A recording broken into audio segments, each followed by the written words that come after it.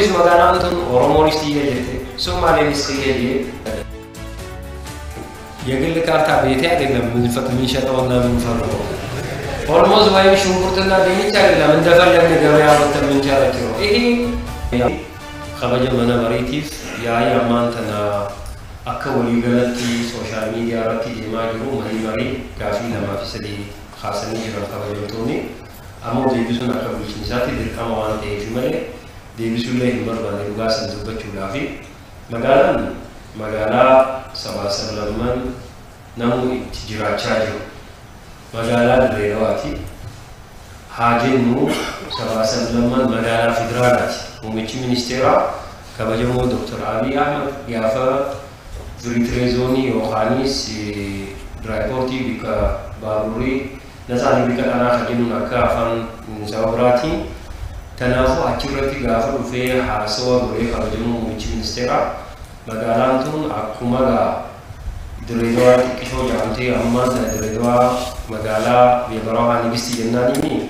tanafu saniyo jiwal kabati akkuma jirutti magalaan tun Itoophiyaati ko haataatu araba illee Itoophiyaati ko mogaasne jirra jedhameeti kan deeme rakkoon magaalaa tana durraa eegalanii beekamu gizee jijjiiramni mootummaa yookaanis kantiibaan waggaa shanitti takka waggaa lama fi wal jijjiiruudhaaf dhihaate rabshaa magaalaa tana keessa ka'uu waanuma barame amma mo rabshaan sana akka hin kaane nutis qabsoo deemna duris magaalaan tun Oromonisti jette Somalianisti jette mootummaan federaalaa islameenu hanga mootiin takka kanamtu wanta haati wajji bulchaa sabaasabalan hammadhaati jaamee deebisaan kan name kana kanaafuu waggoota shananitti bulchaa jira dachii dabarsinee kandinu dachiin yookaanis tiya qofa miti kaaba dibbaashan tabdaka maqaa khadiirootiin jiraatee kaartaa nama gurguruu miti shungurtaan taane yookaan dinnichaan taane magaalaa baasnee kuduraa fi muduraa baasnee chirichaa magaalaa ka gurguru eenyu ka mallatteessuuf oo eenyutu mirga naa kanne kaabinee as jirtuuf oo eenyu mirga kanne mallatteessuudhaaf maaliif haasawatu gongorsan hawaasa gongorsiisan hawaasni as jiru jaalalaa fi kabajaa wajji jiraachaa jira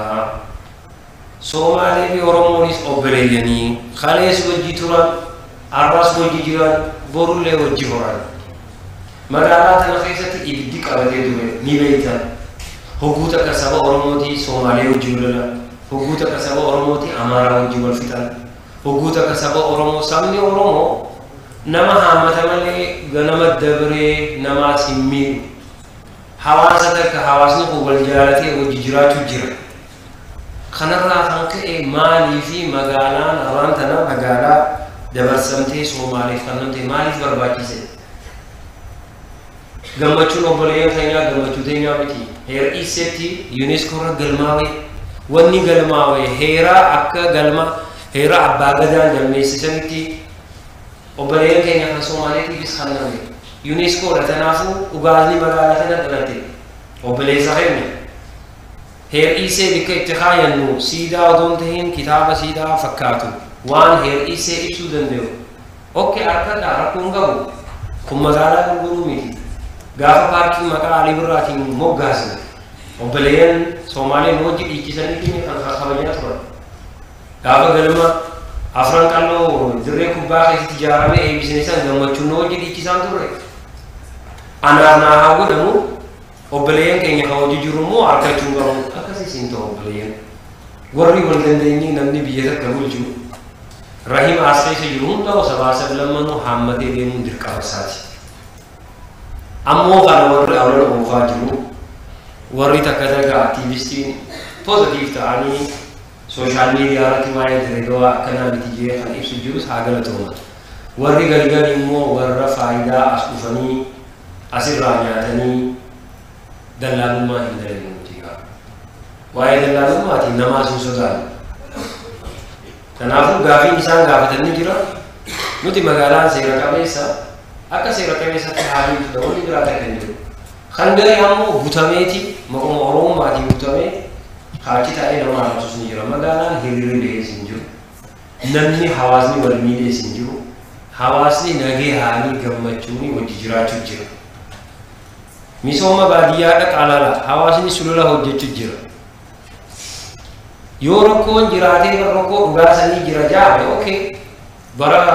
امته وغا كدندرا دچين كاري تريكم شاد آدا بلما آدا اومو ابغادا تجاره ملاني كاري كم شاد خنميرا تيري دوبا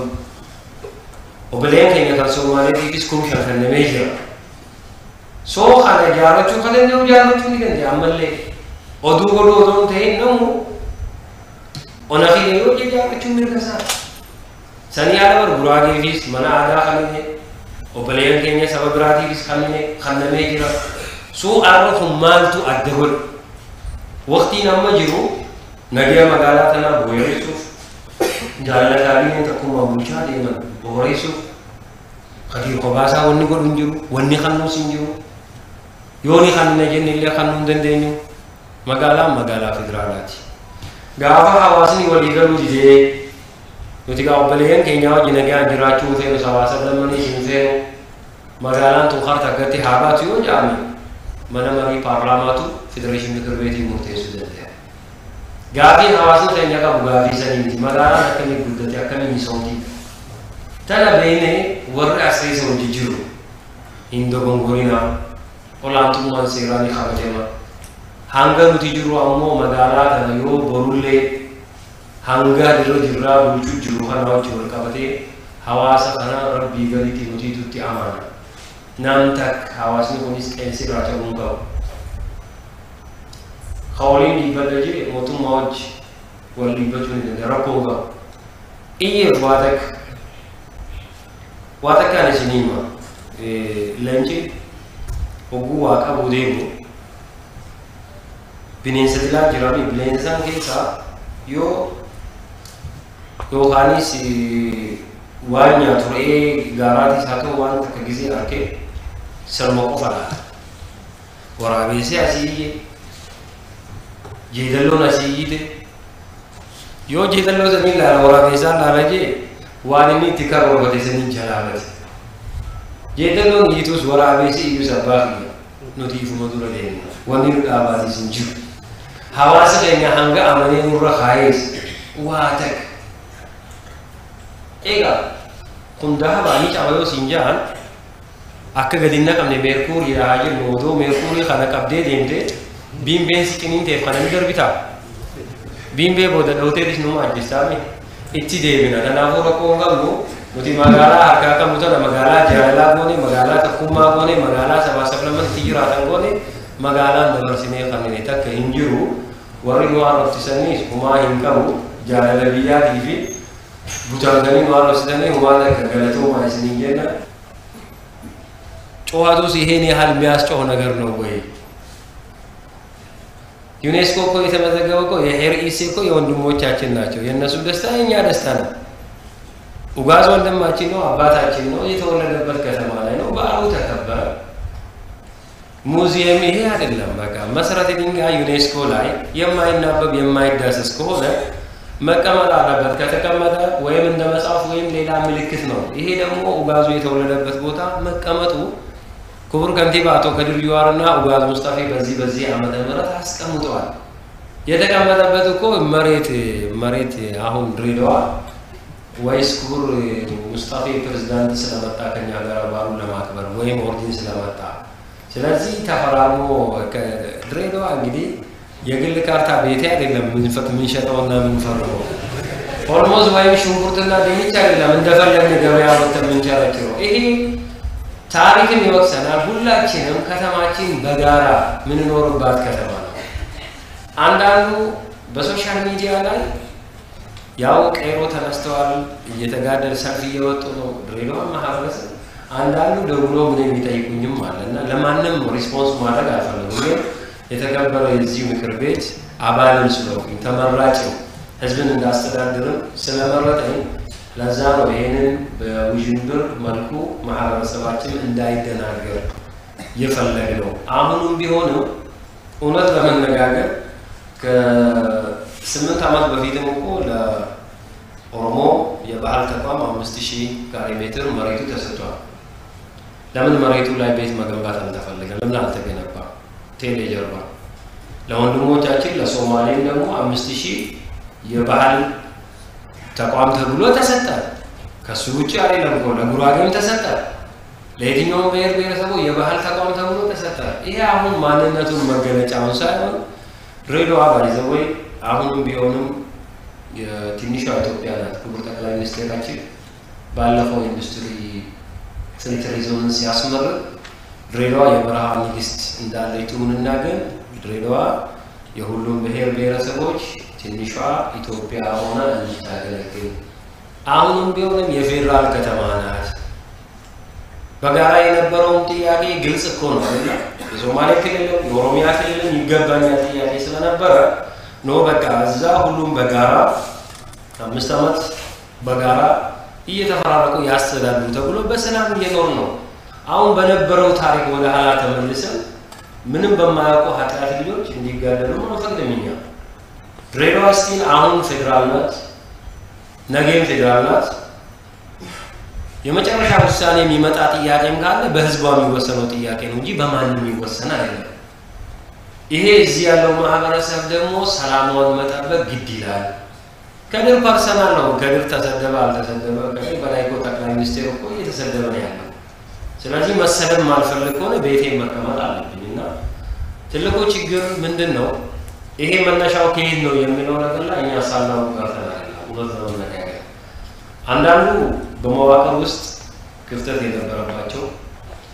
የሥራ ብቃት ብቻ ሳይሆን በወሬ በበርጫ ቦታ እየሄዱ ህዝብን የሚያሳስቱ ከዚህ አዲስ አበባ እየተመላለሱ ኔትወርክ እየፈጠሩ ከተማውን ለመበጥበጥ የሥራ ማነስ ብቃት ያለባቸው ከሥራ አሰናብተናል እስቲናው ገና የሚሰናበቱም አሉ ይሄንን ወሬ አጀንዳ የሚያደርጉ ስለማውቅ ነው አንዳንዱ በራሱ ፍቃድ የለቀቀ አንዳንዱ ደግሞ መስራት አልችልም ብሎ የችግር ጊዜ ቤት ተደብቆ ፈርቶ አሁን ደግሞ ግን ከተማው ሰላም ይሁን ደግሞ እኔ ጀግና ነኝ ብሎ ህዝብረተሰቡን ደግሞ ማታለል አይችልም አሁንም ቢሆንም ከተማችን ወንድሞቻችን ሁሉ ሶማሌው ኦሮሞ ሌሎች ብሔር ብሔረሰቦች አብሮ ተዋልደዋል አብረን እየበላን ነው ወዘው ነገር ሌላ ክልል ላይ የሚኖሩ እንኳ ሌላ ብሔርም አለ እኛ ያደረገውን አስተሳሰብ አገር ማየት አለብን አሜሪካ ላይ እኮ ኦሮሞ ስትሬት አለ ሌላም ያንደሩ ሶማሌ ስትሬት አለ ሰው ባደገ ሀገር ላይ ስትሬት እየሰየመ ከተማ በስሙ እየሰየመ ከተማው ታጥፎ ወይም ኪስ ውስጥ ተገብቶ አይገኝም አዝለናው አንዴው ሁላችን የምንቀበረው ሁለት በሁለት በሆነ ሜትር ውስጥ ነው የምንቀበረው ከዛ ውጪ ማንንም ይሄ ደግሞ አጀንዳ ሊሆንም አይችልም ህዝባችን ደግሞ በሰላም እየኖረ ነው ያለው ከደም ችግር ካለበት ኦሬዲ እሺ እንኳን ከድር ብቻውን የራሴ ርስት አይደለም የራሴ መኖሪያ ቤት ነው ካርታ መሸጥ የሚችለው መፈረም የሚችለው ስለዚህ በካቢኔ ምን ወስናቸው በጋራ ምናያቸው ነገሮች ህዝብን በማቻቻል መሪ እስከሆንክ ድረስ ደግሞ ግን ሁሉንም በእኩል አይን የማስተዳደር ኃላፊነት ይጠበቅብናል ይሄ ትሬንድ ዛሬ ብቻ አይደለም ሁሌ የዚህ ሹምሽራት ወይም ለምርጫ ሲደርስ አንድ አመት ሲቀረው የዚህ 5 አመቱ በየምርጫው ሲደረግ አንድ አመት ሲቀረው ድሬዳዋ ላይ የተለመደ ነው